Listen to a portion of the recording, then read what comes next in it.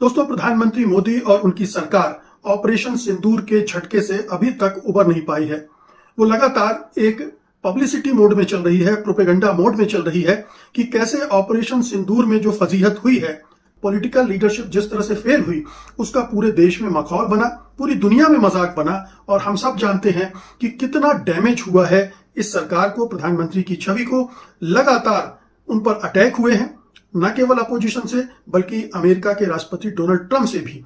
और उस सब ने एक जो प्रधानमंत्री मोदी ने एक अपनी छवि बना रखी थी, मजबूत प्रधानमंत्री की, 56 इंच की छाती वाले प्रधानमंत्री की, लाल आंखें दिखाने वाले प्रधानमंत्री की, उसकी थोड़ी पोल तो जब गलवान घाटी वाला मामला हुआ था तब खुल गई थी। लेकिन ऑपरेशन सिंदूर को जिस तरह से अचानक उन्हें रोकना पड़ा, बंद करना पड़ा, उससे उनकी और फजीहत हुई और वो पूरी छवि, पूरा जो एक बिल्ड किया गया था उनके इर्द गिर्द ऑरा, वो ध्वस्त हो गया। और देशवासियों को समझ में आ गया कि प्रधानमंत्री मोदी कितने मजबूत हैं और कितने कमजोर हैं। और ये इस बात का एहसास प्रधानमंत्री को भी है, पूरे संघ परिवार को है। इसीलिए आप देख रहे हैं कि ऑपरेशन सिंदूर को लेकर पिछले साल भर से डैमेज कंट्रोल का काम प्रधानमंत्री कर रहे हैं। और यही डैमेज कंट्रोल इन्होंने कल एक बार फिर किया, अपने फौजी जर्नलों को बिठाकर। जो पहले डीजी मिलिट्री ऑपरेशन इनका पहले कहता था 5 जहाज गिरे हैं, कल बढ़ाकर इन्होंने 11 जहाजों पर रह गए। साथ ही साथ उसने ये भी कहा कि हमने 100 फौजी मारे हैं पाकिस्तान के, 100 दहशतगर्द भी मारे हैं। और ये 100 का बाकायदा वो कह रहा था कि पाकिस्तान के मीडिया में भी लिस्ट आई। और जाहिल, वो तो फेक न्यूज़ थी। वो जो एक लिस्ट निकली थी जिसमें 100 लोगों के नाम थे, वो भारतीयों ने ही जनरेट की थी और सोशल मीडिया पर वायरल की थी। फिर उसे पाकिस्तानी मीडिया का ही रंग देने के लिए समा न्यूज़ का एक टिकर बनाकर लगाया था, जो कि बाकायदा तौर पर मीडिया ने फैक्ट चेक भी किया था। लेकिन इनको अकल नहीं आनी। और वाज़े तौर पर वो लिस्ट देखें, उसमें भी पता लग रहा था हर एक नाम के पीछे मोहम्मद, यानी 100 नाम है, 100 के 100 जो हैं वो मोहम्मद नाम से शुरू होते हैं। और उसमें ऐसे भी हैं जो रिपीट करते हैं, यानी सर नेम भी वही और फर्स्ट नेम भी वही। ये तो अकल है इन भारतीयों। और अब जहाज़ों की तादाद आहिस्ता आहिस्ता बढ़ा रहे हैं। क्यों बढ़ा रहे हैं? क्योंकि इन्हें पता है कि अपने अंध भक्तों को, जो कि नरेंद्र मोदी के अंध भक्त हैं, जिनका दिमाग तो है नहीं, उन्हें अपील तो कर सकते हैं ना। हम दुनिया को बेशक हम नहीं बता सकते, लेकिन अंध भक्तों के दिमाग में ये तो डाल सकते हैं कि हमने बड़ा नुकसान पहुंचाया है। खैर, इस भारतीय एनालिस्ट ने खुद ही इन्हें औकात दिखा दिया कि मोदी जी, अब डैमेज कंट्रोल करने से कुछ नहीं होना। दुनिया पाकिस्तान का नाम कहीं ज़्यादा ऊपर लेकर चली गई है पिछले 1 साल में। वो जो भारत को समझते थे कि इस खित्ते में चाइना का ओपोनेंट है, दुनिया को पता लग गया कि कितना जोगा ओपोनेंट है। अपने से कई गुना छोटे मुल्क पाकिस्तान का मुकाबला कर नहीं पाया, चीन का ये मुकाबला करेंगे। खैर, सुनते हैं और एंजॉय करते हैं। की सरकार कर रही है। लगातार ऐसे उपक्रम किए जा रहे हैं, उपाय किए जा रहे हैं कि लोगों का ध्यान ऑपरेशन सिंदूर की सैन्य सफलता पर शिफ्ट हो जाए और वो राजनीतिक विफलता को नजरअंदाज कर दें। और ये लेकिन हो नहीं रहा है।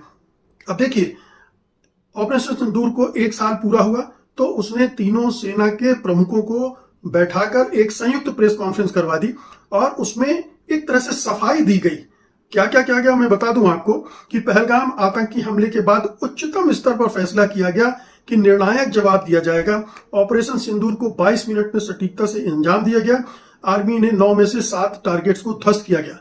बिल्कुल ठीक है, आर्मी ने को जो कहा गया उसने किया और अच्छे से किया। पाकिस्तान की कार्रवाई पर कैलिब्रेटेड रिस्पॉन्स दिया गया, बिल्कुल इसमें कोई संदेह नहीं है। ऑपरेशन सिंदूर अभी भी जारी है। अब ये पॉलिटिकल स्टेटमेंट है जो प्रधानमंत्री ने ऑपरेशन युद्ध विराम होने के बाद रात को टेलीविजन पर आकर राष्ट्र को संबोधित करते हुए कहा था कि ऑपरेशन सिंदूर में पॉज हुआ है, खत्म नहीं हुआ है। भविष्य में कोई दुस्साहस हो तो दृढ़ता से जवाब दिया जाएगा।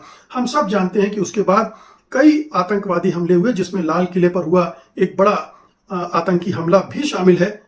ऑपरेशन सिंदूर अगर पॉज था तो उसे शुरू हो जाना चाहिए था, लेकिन नहीं हुआ। तो ये एक बरगलाने के लिए, लोगों को ध्यान बटाने के लिए ये कहा गया और अपनी चमड़ी बचाने के लिए ये कहा गया था। लेकिन ये अब सेना के मुंह से भी कहलवाया जा रहा है। फिर ये कहा गया कि तीनों डिफेंस फोर्सेस ने बेहतरीन उदाहरण दिया इसके जरिए, जिसमें राजनीतिक निर्देश और सेना को संपूर्ण स्वतंत्रता दी गई। अब ये तो सैन्य अधिकारियों ने ही कह दिया है कि उनके हाथ बंधे थे। जब सैन्य अधिकारी ही कह रहे थे कि हमारे हाथ बंधे थे, तो ये अब सेना से कहलवाने की जरूरत क्यों पड़ रही है? सेना से ये क्यों कहलवाया जा रहा है कि पूर्ण स्वतंत्रता दी गई थी? ये दरअसल जो ऑपरेशन सिंदूर और उसके बाद का परसेप्शन बना है, उसमें ये सारे सवाल उठे हैं और ये इन सवालों के जवाब राजनीतिक नेतृत्व को देना चाहिए, लेकिन दिलवाया जा रहा है फौज के लीडरशिप से। ये तमाम चीजें हैं, ये बताती हैं कि सेना को किस तरह से आगे रखकर अपनी छवि को सुधारने की कोशिश सरकार कर रही है। इसी तरह से यह भी कहा गया कि ऑपरेशन सिंदूर अंत नहीं था, बस शुरुआत थी। आतंक के खिलाफ लड़ाई जारी रहेगी, बहुत अच्छी बात है। आतंक के खिलाफ लड़ाई जारी रहना चाहिए, उसके साथ ना कोई समझौता किया जा सकता है, ना उसके सामने समर्पण किया जा सकता है। लेकिन आतंकवाद से लड़ाई सरकार को कई मोर्चों पर करनी होती है। पहलगांव में अगर इतने लोग मारे गए तो वहां सुरक्षा व्यवस्था का इंतजाम ना होना सबसे बड़ा कारण था, ना कि आतंकवादी आ गए और जो सुरक्षा व्यवस्था नहीं थी उसका फायदा उठाकर आतंकवादी आकर हमला करके निकल भी गए। इसी तरह से इस सरकार के दौरान ही 5-6 बड़े हमले हुए हैं। पठानकोट हुआ, उड़ी हुआ, कितने सारे हमले हुए हैं। और इसके बाद ऑपरेशन सिंदूर के बाद 2-3 बड़े हमले हो चुके हैं। सरकार ने तो कुछ किया नहीं। तो ये आतंकवाद से लड़ने के जो दूसरे उपाय हैं, जैसे इंटेलिजेंस के मामले में हमको सुदृढ़ होना चाहिए, तमाम तरह के जो लोगों का विश्वास हासिल करना चाहिए जो जम्मू कश्मीर और सीमांत इलाकों के हैं, उस सब में आप फेल हो रहे हैं। और ये बताता है कि आप दरअसल लीपापोती कर रहे हैं। तो अब ये डैमेज कंट्रोल की एक्सरसाइज बहुत सारे लेवल पे चल रही है। न केवल ये, बल्कि आप देखिए कि स्कूलों में ये बताया जा रहा है कि ऑपरेशन सिंदूर कितना महान था। कक्षा 3 से 8 तक ऑपरेशन सिंदूर, असागा, वैलूर, बहादुरी, इम्पैथी और मानवीय पहलुओं पर। क्या आपने कभी बांग्लादेश वार पर कोई अध्याय आपके पाठ्यक्रम में था? कम से कम मेरे तो पाठ्यक्रम में कभी बचपन से लेकर आज तक कहीं नहीं पढ़ाया गया। जबकि पिछले अगर 75-77 साल में सबसे बड़ी उपलब्धि भारत की सैन्य क्षेत्र में रही है तो बांग्लादेश के मामले में रही है, जिसमें उसने पाकिस्तान को 2 हिस्सों में विभाजित करने में सफलता प्राप्त की थी।